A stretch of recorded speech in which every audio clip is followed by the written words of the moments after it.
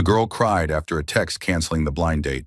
The CEO at the next table walked over and did something unthinkable. Before we continue, please tell us, where in the world are you watching from? We love seeing how far our stories travel. Rain tapped softly against the window pane of a small restaurant, tucked into a quiet corner of downtown Seattle. Inside, the low hum of jazz mixed with the clinking of silverware and laughter from tables filled with couples enjoying Friday night.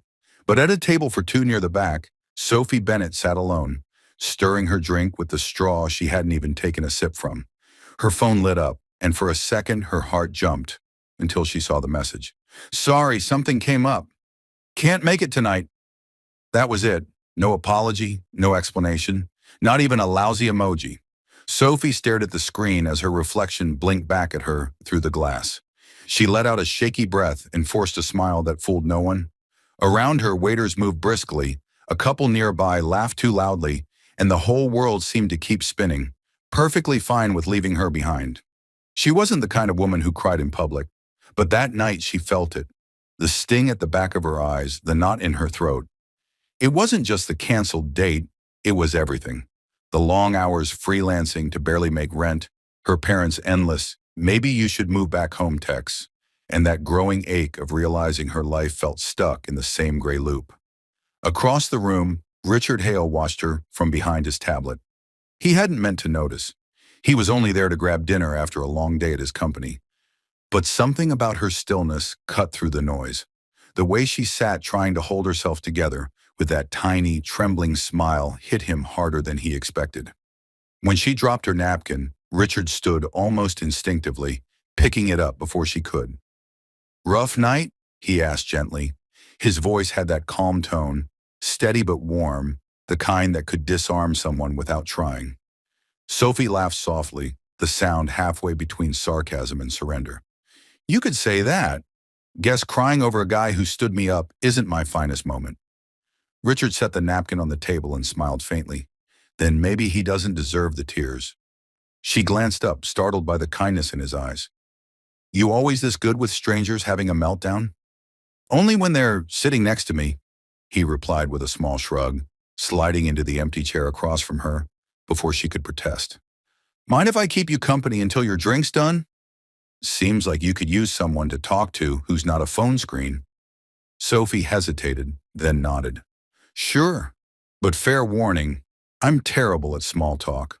Richard chuckled. "Good. I hate small talk." Outside, the rain thickened, streaking down the glass as neon lights bled color across the table. For the first time that night, Sophie smiled for real. What neither of them knew then was that this conversation, born out of one man's kindness and one woman's heartbreak, was about to change both of their lives forever. "So," Richard said, leaning back in his chair, "was this one of those blind dates your friends set up? Or one of those, maybe love will magically appear if I try again kind of things?" Sophie smirked, stirring her drink again, this time with a little less sadness in her eyes. "Blind date. My best friend said he was different. Turns out he's just another guy who can't text more than 7 words. Richard chuckled. "Well, maybe that's his limit. Some people peak early." She laughed, and the sound was so genuine that Richard found himself smiling wider than he had in weeks. "You're surprisingly good at making a disaster sound funny," she said. "Years of experience," he replied. "I've had my fair share of disasters, just usually in meetings, not dates." Sophie tilted her head, curious. "Meetings? What do you do?" He hesitated for half a second before replying casually. "Let's just say I work in management." "Ah," she teased. "So you're one of those guys who lives in spreadsheets and coffee?" "Guilty," he said, raising his glass. "But I do make time for the finer things." "Like awkward dinners with strangers," she grinned. "Well, I'll drink to that." They both laughed, and for a moment it felt easy, like the world outside that cozy booth didn't exist. They talked about everything and nothing. Sophie told him about her love for painting, even though she sold more prints online than in galleries. Richard told her he loved running, but only because it was the one place no one could email him. It was strange, the kind of connection that didn't need effort. But right when she started feeling like she could actually enjoy this night, Sophie's phone buzzed again. She glanced down expecting another excuse text, but instead, her face fell in disbelief. Her landlord. Another warning. Richard noticed her shift instantly. "Everything okay?" She forced a smile. "Yeah, just life stuff." "Life stuff," he repeated softly. "The kind that makes your shoulders heavy?" She looked up, surprised by his accuracy. "Yeah, that kind." He nodded, not pushing further. Instead, he said, "You know what helps with life stuff?" "Dessert." Her brow furrowed. "Dessert?" "Yeah," he said, motioning for the waiter. "Chocolate cake, 2 forks. Trust me, it's scientifically proven to fix bad nights." Sophie couldn't help but laugh, shaking her head. "You're ridiculous." "Maybe," Richard said with a small grin, "but I'd rather be ridiculous than see you sad." Something about the sincerity in his tone disarmed her. It wasn't flirtation, it was kindness, the kind that feels rare these days. When the cake came, they ate in silence for a moment, both pretending it was just dessert, but both knowing it was more than that. Outside, the rain had stopped. The city lights glimmered against the wet pavement, and Sophie realized she didn't want this night to end. Richard paid the bill quietly, not mentioning it, and as they stood, he handed her his umbrella. "You should take it," he said. "Seattle rain likes to make comebacks." She smiled softly. "What about you?" He shrugged. "I'll risk it." And as Sophie walked away into the drizzle, she couldn't shake the thought. There was something different about this stranger, something grounded, real, and deeply kind. She didn't know his full name, his world, or his story, but somehow she already wanted to. The next morning, Sophie woke up to sunlight pouring through her thin curtains, her head still replaying last night's conversation. She hadn't laughed like that in months, maybe longer. It was strange how a man she'd just met made her forget, even for a little while, that her life felt like a constant uphill climb. She got out of bed, made coffee in her chipped mug, and stared at the umbrella leaning by the door. She'd meant to return it, but something about it made her smile. Maybe it wasn't about the umbrella, it was about the night that didn't go wrong for once. Across town, Richard sat in his glass-walled office, the skyline stretching out behind him. He was the kind of man people either feared or respected, sometimes both. The youngest CEO in his company's history, he'd built his reputation on precision and control. But that morning, control wasn't exactly what he had. He couldn't stop thinking about the woman in the red dress, laughing over chocolate cake like the world wasn't heavy for her too. He didn't even know why she lingered in his mind. Maybe it was her honesty, raw, unfiltered, no pretense. He was surrounded by people who smiled because they had to. Sophie smiled because she still believed things could get better, even when they weren't. "Sir, the board meeting starts in 5, his assistant reminded him. He nodded absently, adjusting his tie. But his mind wasn't on the quarterly numbers or the merger proposals. It was on her. Later that afternoon, as Sophie rushed between her part-time job at the cafe and her evening art class, the universe decided to play its usual trick, rain. Again. She was running late, clutching a folder of her sketches, when a familiar car stopped beside her. The window rolled down, and there he was, Richard, leaning slightly toward the passenger seat with that calm, confident smile. "Need a ride?" he asked, his voice half playful, half concerned. Sophie hesitated, drenched, hair plastered to her forehead. "You following me now?" He chuckled. "No, but Seattle's small, and the weather's got timing." She laughed, shaking her head. "Fine. But if you're secretly a serial killer, I'm texting your license plate to my best friend." "Deal," he said, unlocking the door. Inside, the heater hummed softly, and the car smelled faintly like cedar and coffee. Richard drove smoothly, one hand on the wheel, glancing at her occasionally but never prying. When they stopped at a light, he said quietly, "You know, I don't usually do this." Sophie looked over, eyebrow raised. "Pick up random girls in the rain?" He smiled. "No, talk to someone twice." She frowned, not sure how to take that. "That's supposed to be a compliment." He paused, then said gently, "Yeah, because I wanted to." There was something about the way he said it, honest, unguarded, that made her chest tighten. No one ever said things like that to her anymore. No games. Just truth. When he dropped her off at the art studio, she thanked him, and before leaving he said, "Hey, Sophie, can I see your work sometime?" She blinked. "My art? You sure?" He nodded. "Yeah, I think people's stories show up in what they create." Sophie smiled, a real one this time. "Maybe," she said softly, "but some stories aren't finished yet." As she walked inside, he watched her go, rain still falling around her.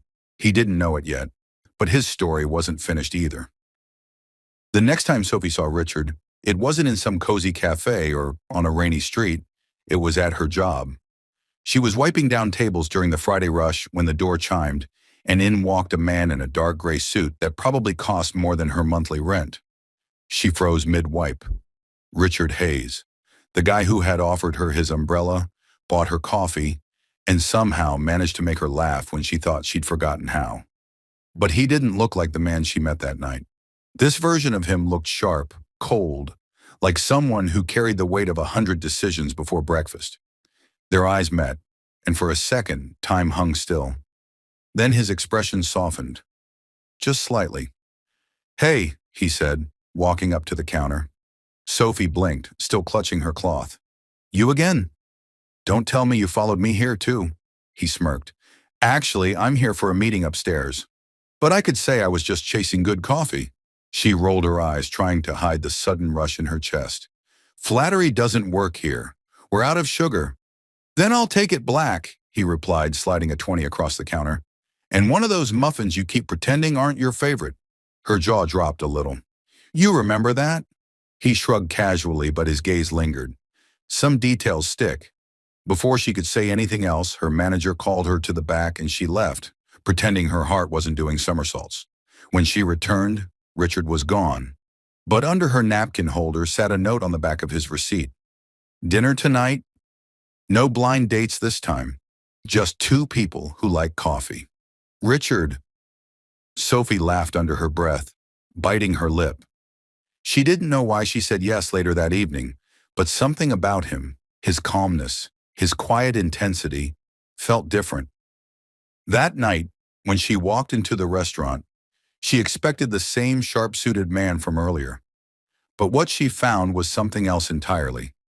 Richard sat by the window in jeans and a simple gray sweater, his jacket draped over the chair beside him. No bodyguards, no business calls. Just him. "You clean up nice," she teased, slipping into the seat across from him. "You say that like I looked bad before?" he replied with a grin. "You looked expensive," she countered. "That's not the same thing." He laughed, a sound that felt real, unpolished. For the next hour, they talked about everything from favorite childhood snacks to terrible high school crushes. She found herself telling him about her mom working double shifts to keep them afloat, about her dreams of one day opening her own art studio. And for once, someone actually listened. Not because they had to, but because they wanted to. But just when the night felt too perfect, reality slipped in. When Sophie excused herself to the restroom, two waiters at the bar whispered loudly enough for her to catch it. "That's Richard Hayes, right? The CEO of Hayes Industries? The billionaire who's on every magazine cover?" Sophie froze. Billionaire? Her mind reeled. No, that couldn't be him. But the way he carried himself, the confidence, the car, it all made sudden sense. She returned to the table, her heart thudding, and looked at him differently. "You didn't tell me," she said quietly. "Tell you what?" he asked, though he already knew. "That you're him," he sighed, leaning back. "Would it have changed the way you talked to me if I had?" Sophie hesitated. "Honestly, maybe." For the first time, he looked uncertain. "I just wanted you to see me, not the title, not the money." "And I did," she said softly, her voice breaking a little. "But now I don't know what's real anymore." The silence that followed wasn't awkward. It was heavy, real. And as Sophie stood to leave, Richard didn't stop her. He just sat there, staring at the untouched dessert between them, knowing for the first time in years money couldn't buy what he truly wanted. Sophie didn't sleep that night. Every time she closed her eyes, she saw his face. Not the billionaire version, splashed across magazine covers, but the one who'd made her laugh under a broken umbrella, who'd stayed in that cafe just to make sure she wasn't alone. But how do you trust a man who's been hiding who he really is? The question burned in her mind long after the city lights went dark. The next morning, she showed up for work early, hoping a busy shift would drown out her thoughts. But when she pushed open the cafe door, her breath hitched. Richard was there, sitting in the same corner booth where she'd seen him the first time. No suit today, just a plain flannel shirt, sleeves rolled, coffee steaming in front of him like he'd been waiting for hours. "Morning," he said, his voice low but warm. "Didn't think you'd come in this early." Sophie crossed her arms, trying to keep her cool. "Didn't think you'd show your face here again." He winced slightly but smiled anyway. "I deserve that." "More than that," she replied, her tone sharp. "You could have told me. Instead, I had to find out from a couple of waiters gossiping at the bar." He nodded slowly. "You're right. I screwed up. I liked who I was when I was around you. Not the guy on billboards. Just me." Something in his voice softened the edge of her anger. "You can't build something real on half-truths, Richard," she said. "I know," he admitted. "That's why I came back, to tell you everything." She didn't move, didn't say a word, just stared at him like she was weighing every syllable. So he talked, about losing his wife 5 years ago, about how money only made people faker around him, how the loneliness had gotten so loud he'd forgotten what normal felt like, and how, for the first time in a long time, sitting with her had felt real. By the time he finished, the cafe was filling with customers, but the world around them felt paused. Sophie let out a slow breath. "You're impossible. You know that?"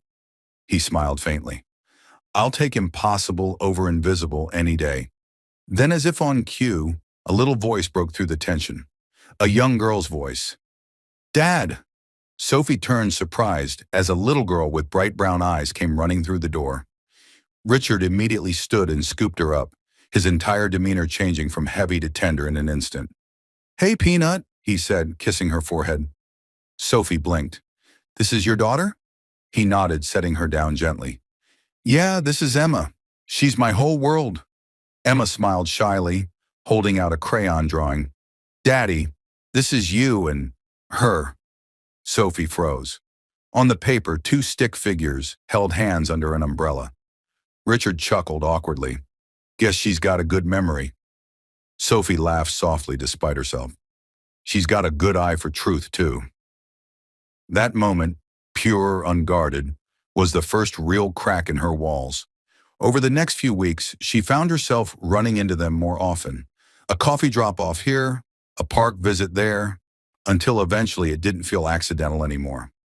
One chilly evening, Richard showed up at the cafe again, this time holding 2 mugs and a small bouquet of wildflowers. He didn't say a word, just handed her the flowers and nodded toward the empty stool beside him. "You still think you can fix this?" she asked, half teasing. He smiled. "No, but I'm hoping we can start again, this time without secrets." She hesitated, then sat down. Outside, the rain began to fall, just like that first night. And as they sat together, sipping coffee and laughing at nothing, Sophie realized something. The truth wasn't always pretty, but it was real. And sometimes real was enough to fall in love with. Sometimes love doesn't arrive with grand gestures. It slips in quietly through honesty, forgiveness, and second chances. If this journey touched your heart, make sure to subscribe the channel so you never miss another story that stirs the soul. And before you leave, click on one of the videos on your screen, because every story we share holds another moment that might change the way you see love, family, and second chances.